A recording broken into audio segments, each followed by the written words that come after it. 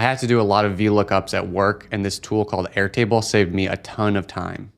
So here I have a table with a list of people and which company each of them works for. In the next table, I have a list of companies. In the first table, I will open up the company field and choose to link it to another record. And then when it asks me which record to link it to, I choose the company table. Now, when I go into the company table, I can see that the table recognizes which contacts are linked with which companies.